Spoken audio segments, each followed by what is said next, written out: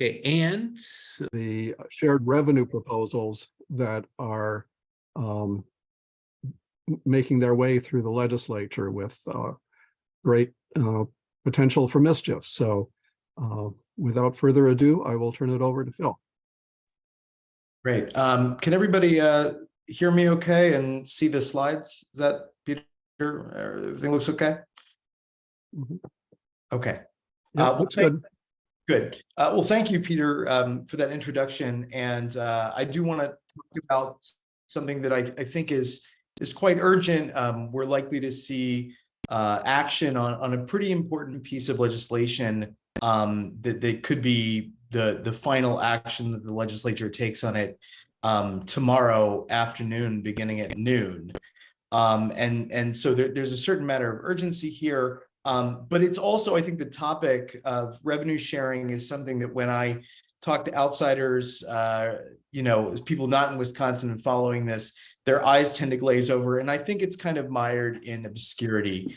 And so I want to just give a little bit of an introduction to why it matters and what the issues are, what the stakes are, and what's going on right now, including what might happen tomorrow. So I always like to begin by talking about this in very concrete terms. Think of a government service that you use or rely on every day, right?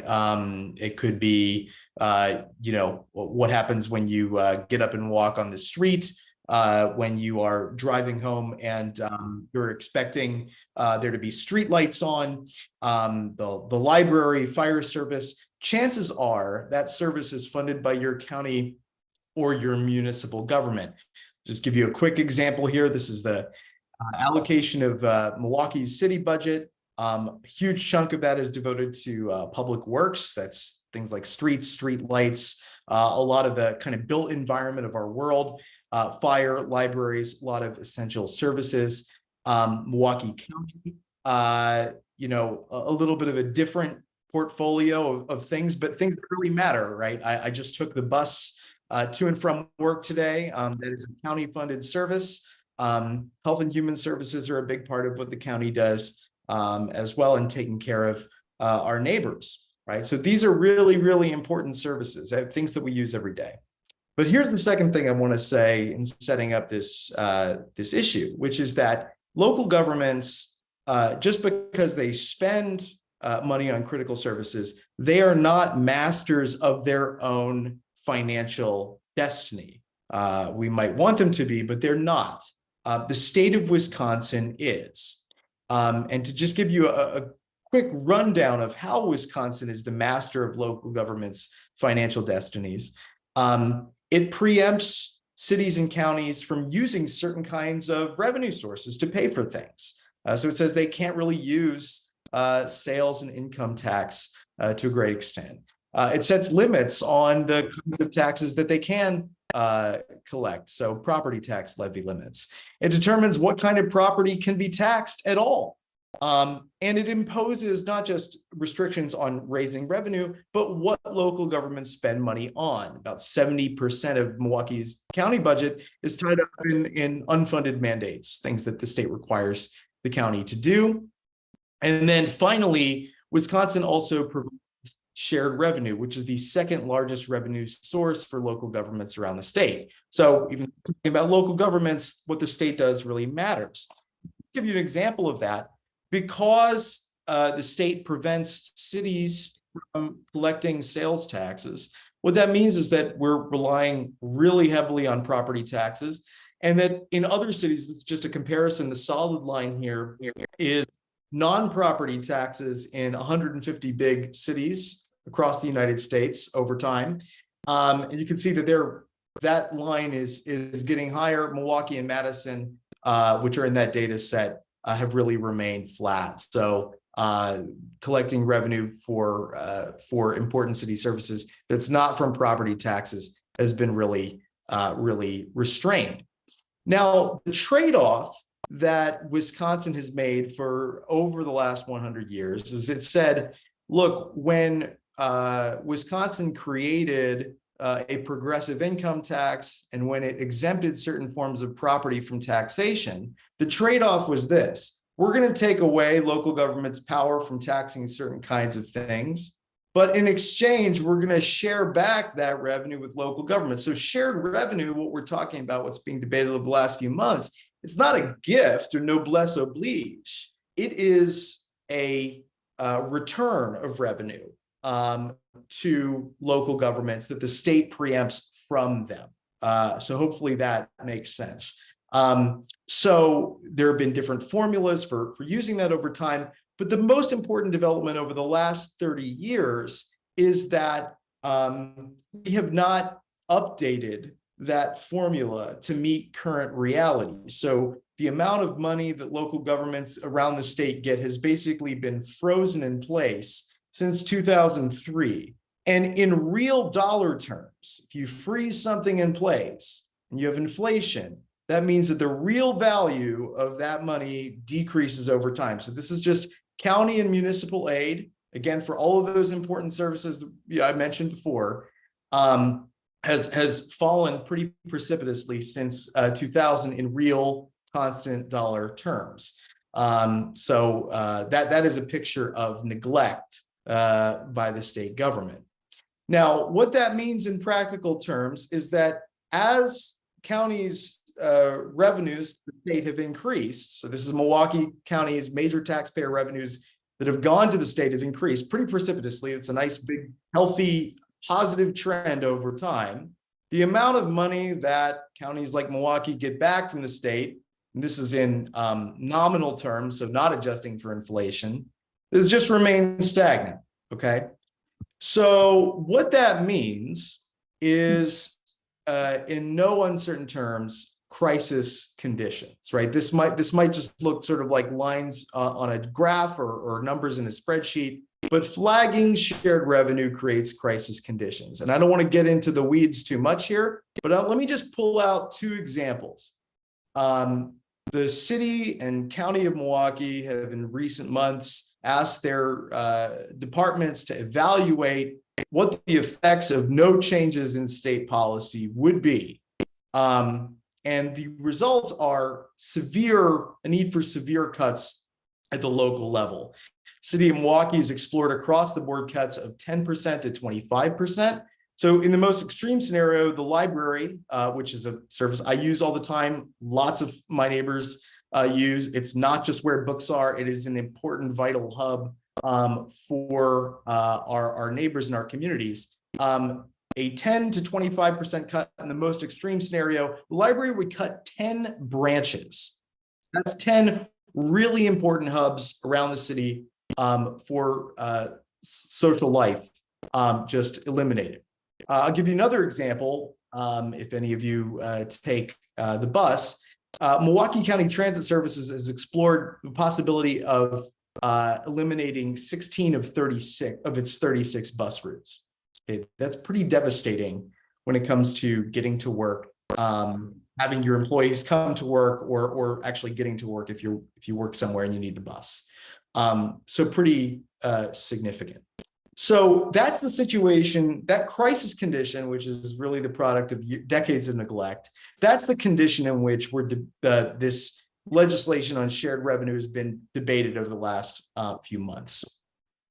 And the question we got to ask ourselves is, especially when big numbers get thrown around, historic 30-year investments and things like that, which all sounds good.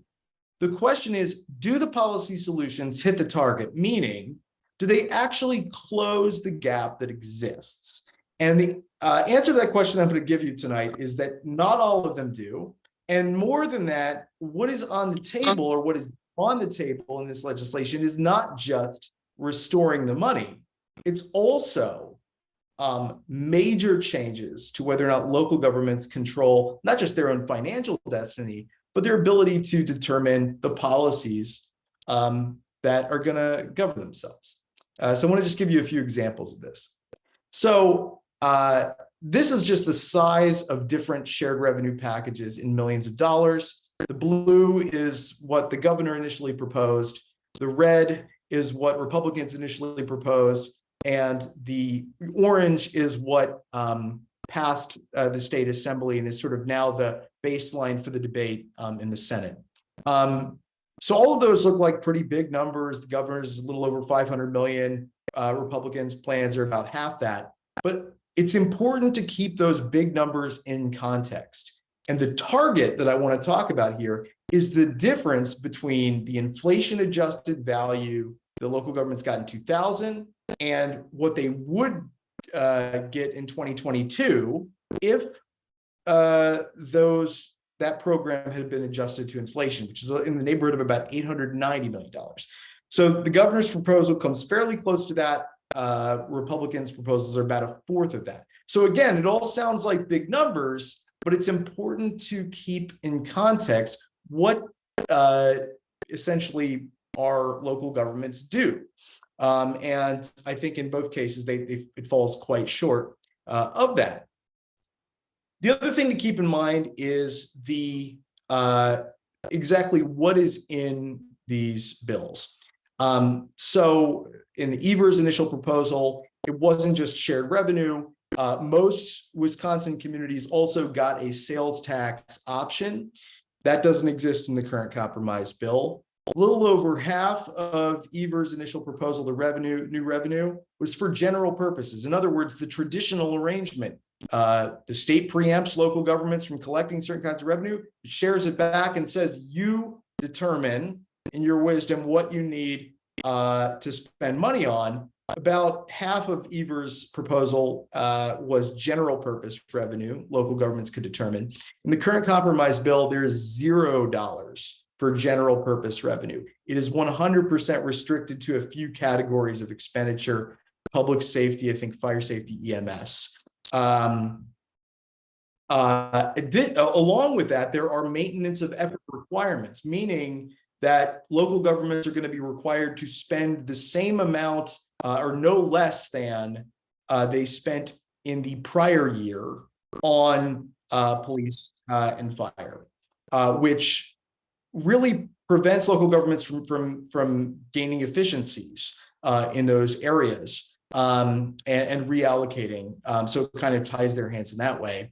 And the other thing I'll just note is that the bill also, the current compromise legislation, includes a bunch of other preemptions of local authority, restriction, for example, on public health officials' ability to do things like quarantine, put quarantine restrictions into place in the case of epidemic or a pandemic, a restriction on non-binding referenda by local governments, and a variety of other preemptions, which are not necessarily about local shared revenue as such.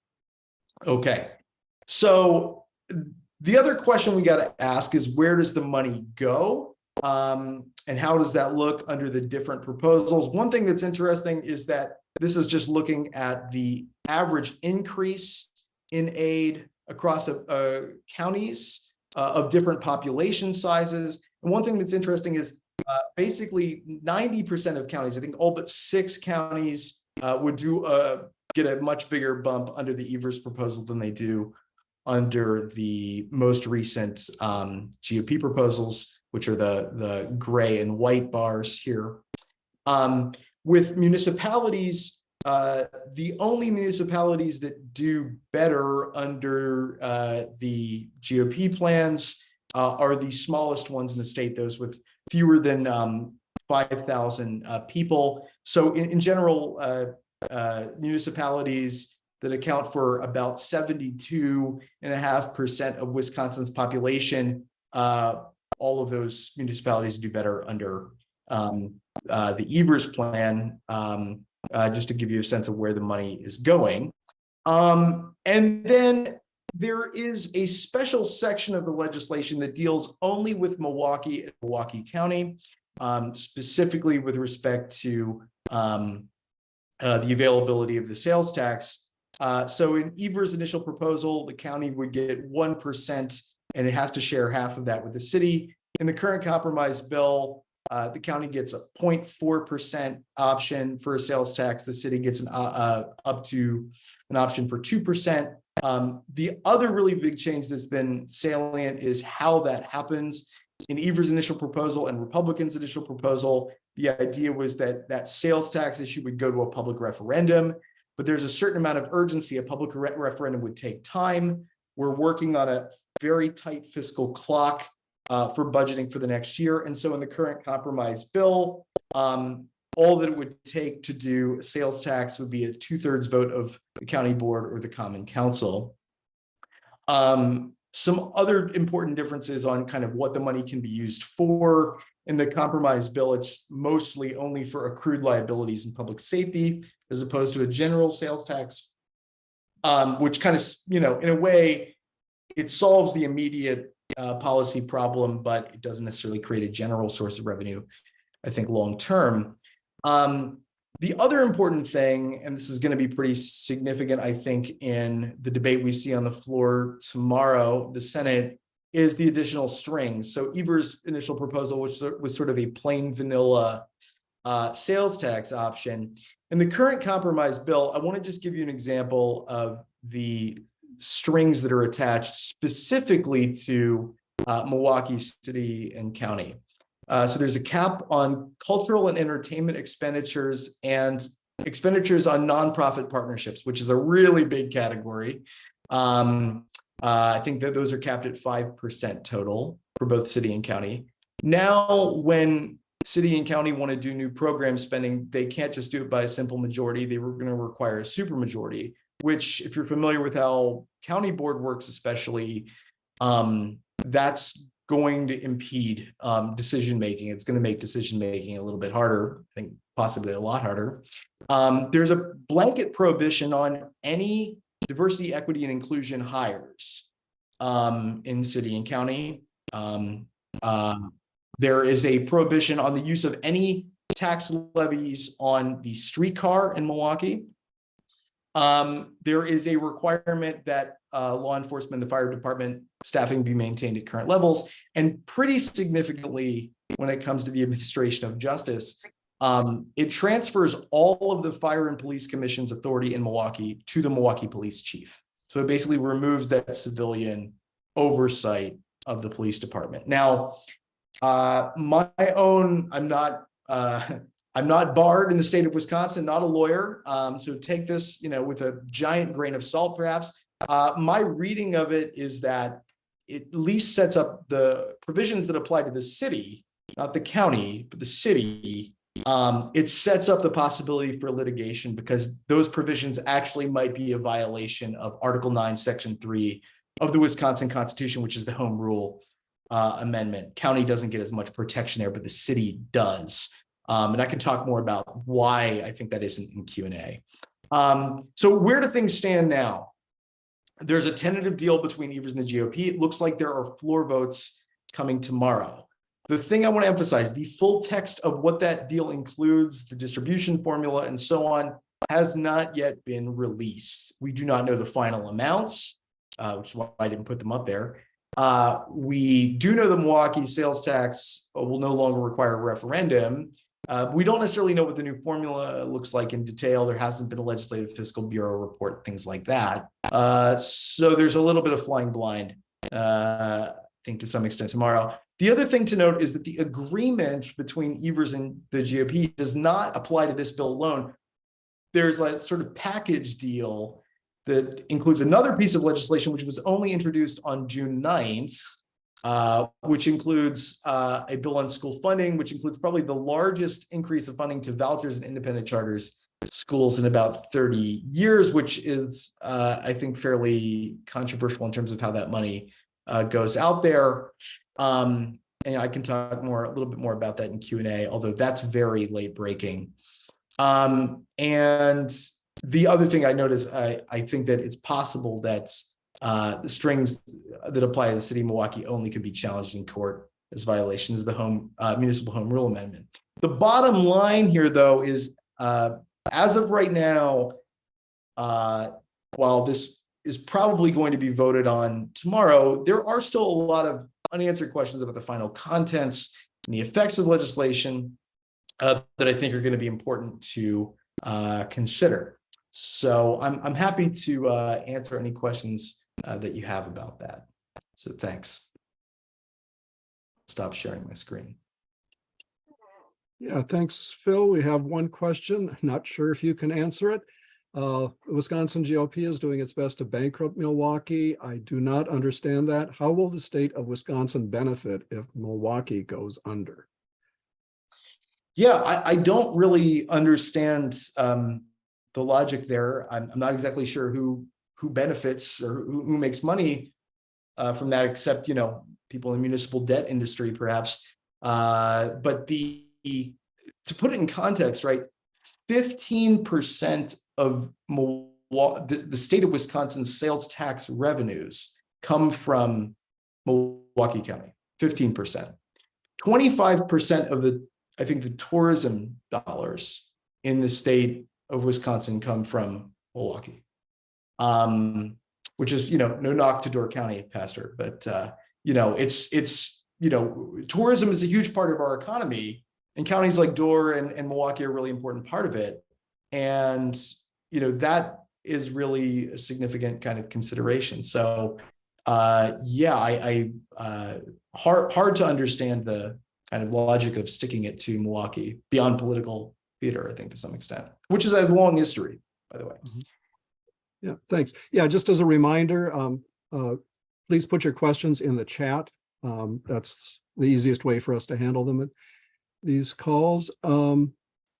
What are the political prospects for blocking or revising this legislation? I try to avoid prognostication on this.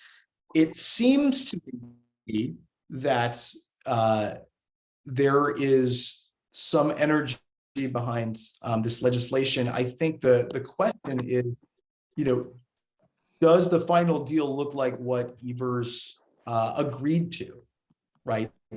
We have a kind of agreement without legislative text at this point. It's possible that Evers could, if it doesn't look sort of like he expected it would, could veto it, have a special session. But I think there's one thing that's sort of driving the bus here, which is this impending fiscal cliff in Milwaukee. That's the thing that's kind of, which, nobody evidently wants to happen. But I think that's sort of been strategically leveraged as a way of speeding up the clock on negotiations. So I think it's possible that things could be slowed down. There's a lot of things in this legislation that just people have not thought a lot about. So, hard for me to say at this point. It looks like at least the Senate is going to take a vote on it tomorrow. What the outcome of that vote is going to be is not entirely clear. And what Evers does with respect to the veto is I think might depend on what the contents of the legislation what is sort of in the bill for real. Thanks. Not quite sure I understand this question. Did the GOP get what they wanted with vouchers spread throughout the state? I think if I understand the spirit of the question, I do think that the expanding voucher schools has sort of been a GOP kind of agenda item for a long time. It was not, perhaps unsurprisingly, that was not contemplated in Evers' budget at all. In fact, I think in the original budget proposal, there was a provision that would have frozen enrollment in vouchers. But that is, evidently that is the concession that's been extracted. Of course, it's also not clear. I think it's at least clear enough that there will be two different pieces of legislation. So it's possible that Evers could sign one, the shared revenue, and veto the other. So they're going to come up separately tomorrow, and then he'll have 6 days to decide whether or not to sign or to veto. So it's entirely possible that he could decide to sign one and veto the other. In which case, I think it would go back to probably they would begin debating that stuff in the context of the budget itself, in which case his veto pen gets a lot more powerful because he has a line item veto in the budget. This kind of follows up on that. Is it true that the school funding bill would provide $3,000 per student for voucher schools and $300 per student for public schools? I don't. So I I will not claim to know those final figures. I can try to get them to you. I literally, the Legislative Fiscal Bureau paper on the formula came out today. And I'm not even sure that that paper covers the most recent changes to the legislation, which I know is really frustrating. It's really frustrating for me to try to follow this. I don't exactly know what the final numbers are on that, but I can try to send word back to Peter if it's helpful. Okay, great. Yep. And I will pass it along in the follow-up email. Thank you. Does the prohibition on funding DEI positions in the proposal just apply to shared revenue funds or to overall No, local funds? it applies to all local funds. This is kind of a procedural question. How much time is required under open meetings law for publishing the text of a bill? There is a very loose, I think, regulation on that, but just to give you an example of how loose, there was an amendment on the floor when the assembly passed the legislation. The members of the assembly had about an hour to look at it. It had 90 some changes from the bill that they had received. They got to the floor, they had about an hour to look at these 90 some changes, and then they vote. So there's not strict layover time requirements in that sense. Okay. We're getting a lot of additional questions and number of comments. I'm wondering if maybe we should switch to our other speaker to make sure that we had adequate time. I can, by the way, if you have any other questions you want me to answer, please just email me. Peter can send you my email. I'm happy to answer them. Okay, I will do that. And, if we want to go on a little longer at the end for people to answer questions, I think that would be fine, and people that need to drop off can. So I will turn it over to Lisa to introduce our next speaker. All right, thank you. Thank you, Peter. And thank you, Phil, for that wonderful explanation on shared revenue, just giving the history and everything like that. One of the things when we talked about this particular topic, we realized that we didn't know much about it, many of us, including myself. But then we also wanted to say that, okay, so we don't know much about it. So Phil gave us a lot of the history and kind of the details of it. But then how do we even talk about it? And how do we talk about the language that we use for people who don't know about shared revenue, and how should we just, when we want to talk about it, so that when we're trying to do our work and our advocacy, our movement work around shared revenue. And so that was one of the reasons why we wanted to have our next speaker with us. Dr. Cass Bowers is the executive director at All in Wisconsin, and is very respected in her leadership regarding communications. She's worked at the ACLU. She's been a trainer regarding relational voting in 2020, and she has been leading All in Wisconsin on communications and narrative work since early 22, and has also been working to create a hub of BIPOC, so Black, Indigenous, people of color, group of communicators for our great state of Wisconsin. And so I will pass it on to Dr. Cass Bowers, who will tell us about how should we be talking about this. I'll turn it over to you, Dr. Bowers. Thank you so much, Lisa. I really appreciate you all having me here. Hopefully you can hear me and see my screen. Yes, okay, I got a thumbs up from David. Professor Phil did such a great job. I learned so much. I took a bunch of notes. Being fellow scholars, I always take notes and I love good research. So thank you so much. It's almost like we should go on a road show together. You give the data, I give the narrative, and we just go across the whole state. We'll talk about that later. So I am Dr. Cass Bowers, as Lisa said. We run this organization called All in Wisconsin. And what we do, our goals at All in Wisconsin is to build a narrative for our movement, center communities, disrupt dog whistles, and win racial justice for freedom to thrive for all of Wisconsin. And we focus on BIPOC communities. So that's just a little bit of what we do at All in Wisconsin. So I'm gonna go a little bit quickly because I want to get back to the questions, because some of those questions were so juicy. I want to get back to them. So if I'm going too fast, please tell me to slow down. But we want to start with a shared narrative. And kind of defining some of the things we talk about. So a narrative is really how you tell the story. The story of shared revenue is another attack on Milwaukee. Professor Phil already outlined that for us very beautifully. But we have that story, and we can impact how things are going to move with how we tell the story about the realities, about the facts that we were given. But then there's dog whistles, right? We know that when someone says Milwaukee, they're mostly saying Black and brown folks.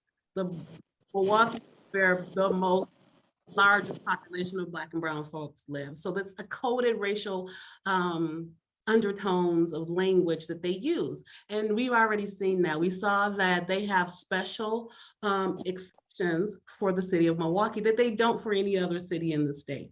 Why is it's a coded dog whistle. It's coded language, it's a dog whistle. So we talk about that. So let's get into not the shared revenue facts that you were just given, but how we message about that. We don't message with the facts. We get the facts, we learn the facts, and we know how to pull them out of our back pocket to use, but we don't use that in narratives. We don't use that in our writing or in our social media. I don't know, some of you may be as old as I am and remember just the facts, ma'am, and how he would come in and say, just the facts, I only want the facts. Well, we want to do the opposite when it comes to shared revenue and messaging about shared revenue. Yes, we want to get the facts. Yes, we want to get the data and all the research. But when it comes to writing, we want to lead with our shared values because we know they're lying. We know that they aren't really looking out for Milwaukee or other cities in the state. We know that if Milwaukee goes bankrupt, it will hurt the whole rest of the state. Why are they lying about it? It's coded. But we want to call that out. We want to call out the lie. We want to say that we want to ensure that we can ride the bus to get to work and go to a library and go to the park, go to a public school in our neighborhood. We want to say that and come together because that's what we all want across the state. So we want to have the facts, but in our back pocket. So remember, our job is to point out what they are trying to do. Why are they trying to do it? And remind people of what Milwaukee and the rest of Wisconsin actually want to see from legislators. We want to see them fund our libraries, fund our parks, have clean, smooth roads, have clean water, clean tap water for our kids to drink. All of those things, right? We want to remember to start with what we want. We want better than this shared revenue plan. This fake shared revenue plan is what I call it. And so we have some messaging. So we can just get into the messaging right away and go through how we've messaged around this. So we have messaging guides. We've worked with LIT, Leaders Igniting Transformation, Block, Black Leaders Organizing for Communities, and ART, the African American Roundtable, are the three groups we've been working with a lot in close proximity with to get some of these messagings out. And they all have action items for the shared revenue plan. But again, like Professor Phil said, we don't know. We don't know what we don't know. They are still discussing it, debating it, and it's moving all around. It keeps coming back and it's changed. Everything keeps changing. But we do know what we want. We do know that we have a shared value. We do know that we can imagine our neighborhoods having everything that they need. Like if we really just stop and think right now, if we had everything we needed in our neighborhoods, we wouldn't have to talk about shared revenue the way we do, because we would have funding for our libraries and our parks and our public schools, which are all the things that they're like kind of taking off the table. They're saying, you don't need that many libraries. You don't need public schools in your neighborhoods. Parks don't need flowers. I don't know if you all knew, but in Milwaukee, they are not putting flowers in parks this year because they don't have the money to fund that. So we can fund our neighborhoods so that everyone has the resources to make our schools, hospital, parks, and programs all that our families deserve. That's the messaging. That's one messaging that we can all kind of get behind, right? But we have more. Together, we can demand our lawmakers at all levels redirect our funds back to where we want them to be. So nothing stands in the way of us providing a great life for our families. Nothing, like not a shared revenue plan that takes away from the city of Milwaukee or any city in Wisconsin, but gives it back to the people. And again, I'm going to quote Professor Phil in every messaging I do on this, because this is our money, right? We gave it. This is not them giving us a gift, as he said. We're getting back the money we put in. And it's our money, and we need to make sure that lawmakers know that. So that's where we want to start with messaging, shared values. So again, instead of doing their duty to provide affordable services to struggling Wisconsinites, a handful of politicians are wasting taxpayer dollars on shared revenue plans that continue to harm us. Wisconsin cities and towns don't need more cops. They need clean water. They need great schools. They need local hospitals. And we could keep going, right? That list could keep going. They need libraries. They need better streets. They need, like, there's so many things that our cities across Wisconsin need, but it's none of the things that they put in the shared revenue plan. So that's another message. And I just want to kind of reset us a little bit. Some of you have already seen this, but I want to kind of reset how the autonomy is what we call it of a winning narrative works. We always start with the shared value that names race and class. Then we name the villain. The villain here is pretty easy. Our villains are pretty easy nowadays, or at least in Wisconsin right now. Names the who, what, how, and why of the violation. Shared value, names the racial scapegoating as a weapon that harms all of us. Attacking Milwaukee will harm the entire state. And like someone asked in the chat, what will happen if Milwaukee goes bankrupt? Why would they want to do that? How will that hurt the rest of the state? We're not talking about that as much as we should be. We should be coming together for Milwaukee, not just because of what Milwaukee puts in, but because we come together as Wisconsinites. So that's what we put in our narratives.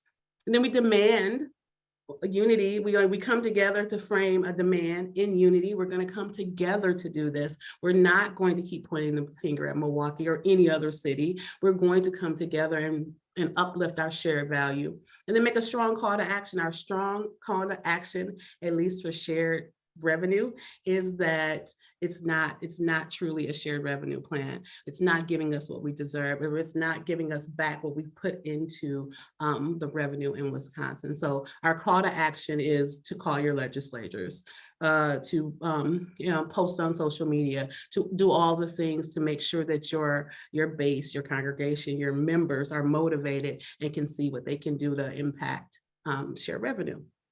We have lots and lots of messaging. We have so many paragraphs and tweets and all of these things, and I did not want to put that in a PowerPoint presentation, but I did want to just have one quick one that I can read, and we can kind of think through of how we can make it better, how we can change it, how you can customize it for yourself. So no matter where you live in Wisconsin, our families should have everything they need to thrive. Good, clean water, local public schools, neighborhood hospitals, and great paying jobs. But a greedy few are trying to redirect resources from our communities to their corporate donors, police backers, and the wealthiest in our state. They stir division based on where we live, hoping we will blame Milwaukee for the hardships these wealthy few create, so we don't join together to demand our shared resources, deliver the programs, schools, and support all of our families need. But together, we demand our lawmakers fund our neighborhoods, not the police. Nothing stands in the way of us providing a great life for our families. And I want to put a caveat out there, like, this is just one sample messaging. When we say together we demand our lawmakers fund our neighborhoods, you can put anything in the not take away our libraries, not take away bus routes in Milwaukee, not whatever the not is. So this is just one example of a messaging that you can use. And it's in our guide. I just wanted to draw it out for you. But what I like to say, and I am a PK, so I use a lot of church analogies, but I say we're building our choir. We want to sing a song of joy and happiness and thriving, and also come together to empower each other to win for our communities and for our choir to sing louder than the opposition. So if our words don't spread, they don't work. So we want to keep saying the same things, reading out of the same hymnal, so that we can spread our words to engage, excite, and motivate our base, our members, our congregation, our leaders. So we need to ensure that our words matter to the folks that are reading them, and that they're impactful, and that it comes from our shared value and our shared narratives of how we can always come together. And the things that we want are so similar, and that's what we want to communicate and build up our choir. So I went quick, and I just had a couple of slides, but questions, what questions do you have? And I'm gonna stop the share and go back to the larger group. Oops. I gotta stop the share. The share wouldn't stop.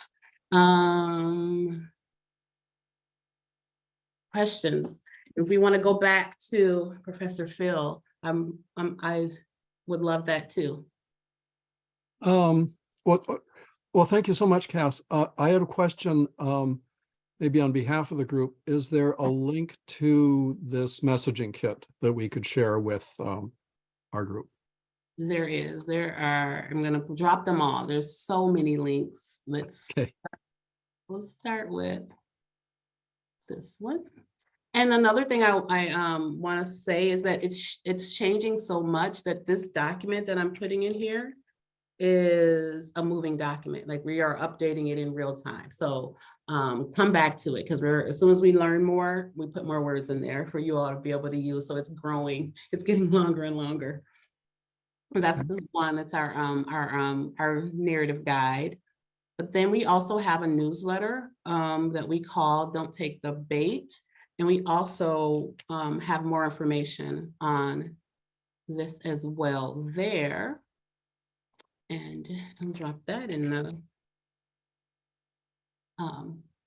the chat as well.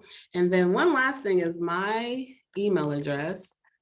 If you would like, to get more into the weeds and detailed on race class narrative, how to create narratives and be more customized for what you need it for, I am willing and able to come and do that for all of you or any one of you. Great, thanks. I'm just kind of looking over, there aren't any new specific questions, but there have been a lot of questions about communicating in the chat. And for example, one says, my state senator and rep are Larson and Clancy. Contacting them is preaching to the choir. Is it even worth contacting GOP legislators, or will they just ignore comments from folks not in their district? I mean, I think I can answer that last question. They generally don't listen to people not in their district, but is it worth preaching to the choir? Is it worth preaching to those that you know aren't listening? I would say it's always worth preaching to the choir. Every now and then you got to turn around and let them know that they need to do something. If I know certain legislators, they feel more empowered when their community is standing behind them to say, nope, this isn't what we want. So the more people that contact Chris Larson, yes, we know that he is on our side, but the more people that contact him to say, this is not what we need, it will help, because he can use that. The GOP, I don't know. Maybe I don't know about the GOP. Yeah, okay. Let's see, what else? Kind of communicating particular ideas. How do we let people know that we have lots of money? They keep saying that we don't, and we do. So is there a way we can address that? Yeah, I would just say it. Like, definitely say, you can use like some of the information that Professor Phil gave you and say there's money here. They get, I wrote it down, they get 15% of revenue from us in sales tax and 25% from tourism. Where is that money? Like, you can ask them, you can ask the GOP and ask them those questions. But when you're creating narratives and things that you want to post socially, we definitely want to start with a shared value and say, you know, we want our money back. This is our money. We deserve this money. And then what we want to use it for. We're not saying we want to use it to, you know, do something frivolous. We want it for the services that we need and we deserve, like libraries and bus routes and schools and clean water. And like the list can go on and on. Right, thanks. Yeah, I mean, and one comment, GOP mostly only wants to fund police and safety. To me, that only hurts the poor and vulnerable. How do we advocate to help legislators understand that spending money to get people educated and get transportation to jobs will help keep our community safer? Yeah, this is such a great question. It goes back to the chart. Like, I really want to go on the road with Professor Phil. Keep going back to that chart where it shows you the pie of where the money goes. Like, our money goes into one department, and what happens to all the rest of the departments. So really painting that picture of how the funding that we get, we're defunding every other department. So we really need to be clear on where we want the money to go. Yes, there's a surplus, and yes, we need it in Milwaukee, and we need it for social services. We need it for mental health services. We need it for all the things that if our communities were funded to like the highest level, we wouldn't have all the other issues. And so we really have to be good at get good at communicating that. Like, if we were fully funded, we wouldn't need more police, and we don't need them now. We just need that funding to go to services that really do help us. They only want to fund the police. Oh, go ahead. Oh, well, this was another one. I mean, not talking to legislators so much, but how about talking with all our friends and relatives in other areas of the state with the facts and figures to show how much of the state surplus was gotten from Milwaukee and not returned? Mm-hmm. Definitely. I agree with that. Start with the facts and then move into the things that we can all bring, like that we all need our shared value of what we want to see. So yes, I mean, we have all the facts now. So when you're talking to your friends and family, tell them this is what the budget looks like, and this is what we need, and it's there. We do have it. And then this is just a comment. Maybe you can elaborate on it. It's good to have local examples of what the stinginess of shared revenue funding has meant. In Outagamie County, it has meant this county nursing home has only 3 of 5 units running due to staffing issues. City of Appleton, it means the replacement of water mains is an extended schedule, and we waste money on lots of repairs that should be replacement. Love that. I love all the local examples because I live in Milwaukee. I have Milwaukee examples, but if you all can send me your examples, I'll put it in the guide and show that it's not just a Milwaukee issue. Yes, it's like hyper focus on Milwaukee, but it affects all of Wisconsin. So definitely love local examples. There's a ton of them. I just don't know of them all. And one person's not going to know them all, but I would love to hear more. If folks are looking for examples, by the way, every year or every 2 years, your local governments or municipal or county government will have a budget process, and the departments usually will, provide some sort of testimony or a PowerPoint on like, here's how we're stitching everything together with chicken wire and gum. I mean, that's I think the reason why we don't see the effects sometimes is that people are like too good at trying to make things work with no resources. Like they're working themselves, to exhaustion. But they do communicate about what it means to not have enough staff. And so that information is out there. If you go to your local government's website, and it's kind of confusing because the websites are often like poorly designed. If you go back and look at the budget process for the last year, you will find testimony about what it means to not have that Allegheny County example is a good one too. Yeah, Absolutely. So good.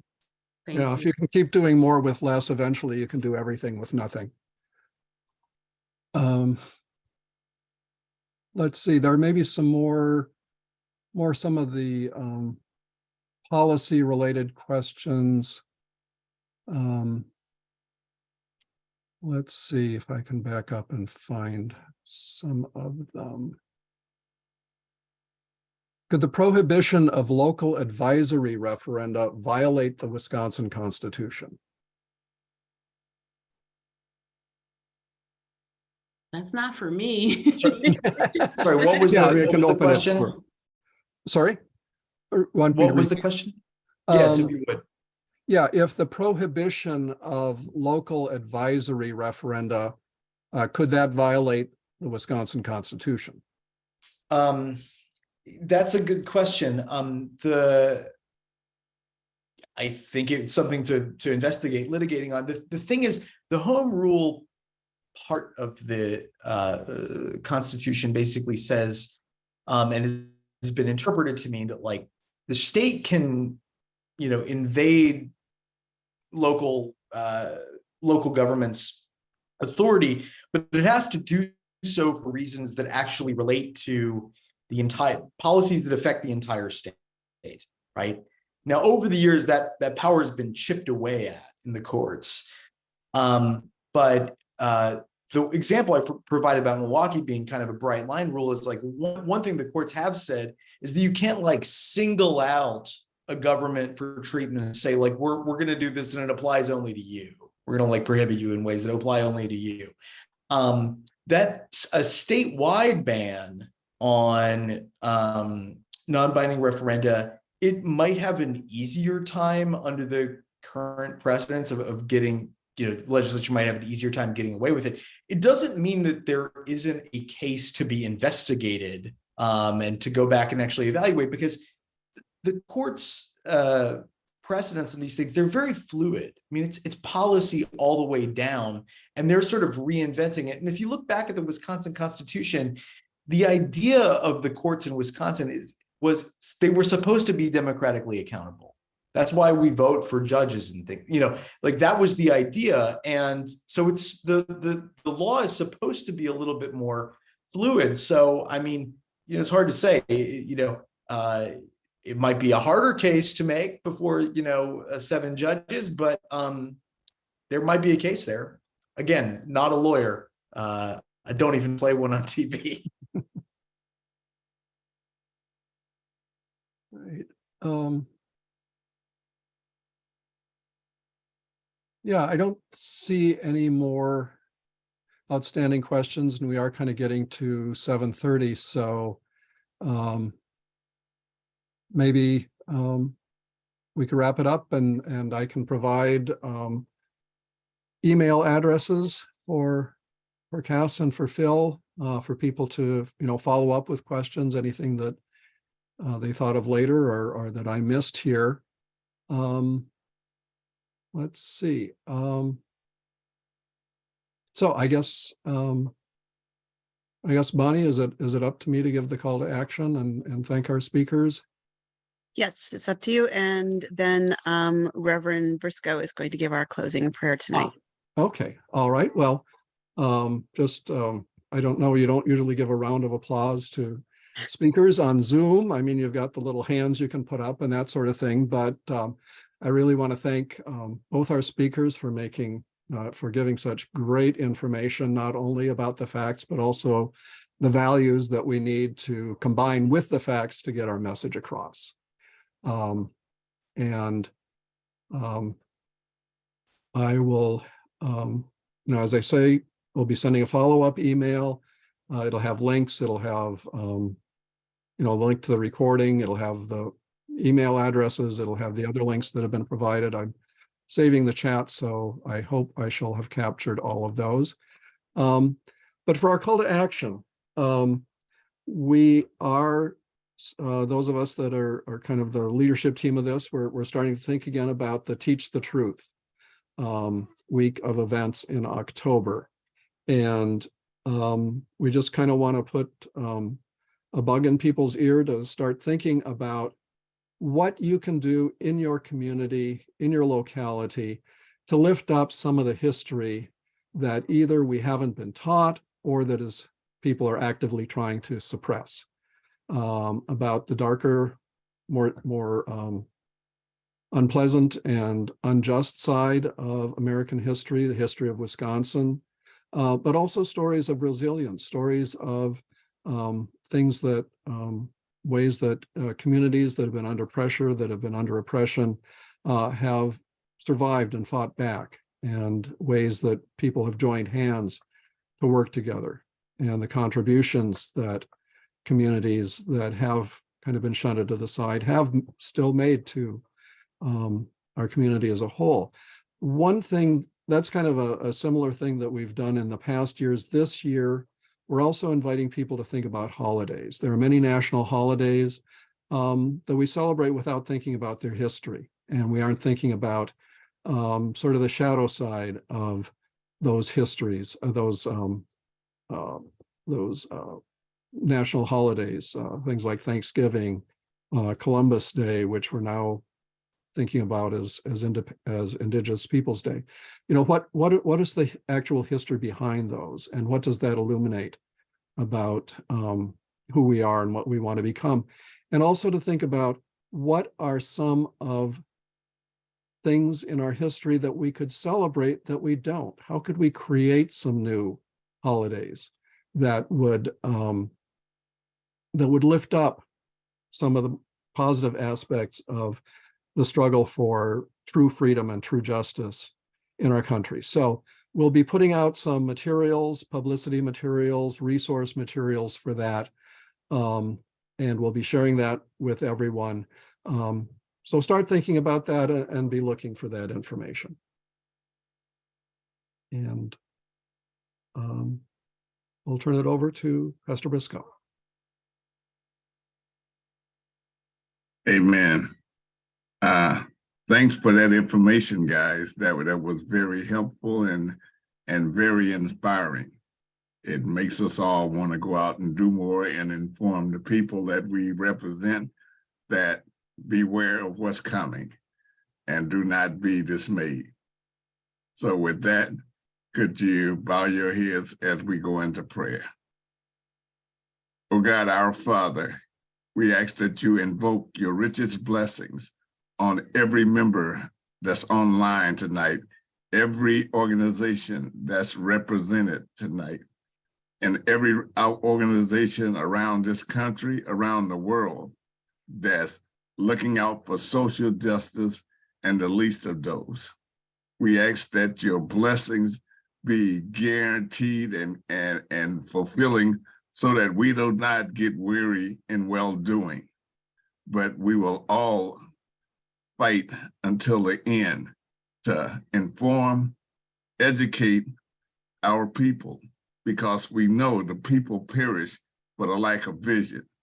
And vision is given sometimes through knowledge and the wisdom that you give from above. So we ask that you bestow all of that wisdom on us, so that we will let people not give up, not give in, but continue to fight the good fight, to bring this information to the people, to stand on your word, to stand in your army, and to show up. Because we know when we show up, you show out. We do not have to fight the battles, but we do have to warn the people that from the hills come the danger. And from those that rule over us and rule in greed and rule in self-perpetuity, we know that you have set us up with your Holy Spirit in order to be a people guided by your faith, guided by your direction, and empowered to fight the good fight.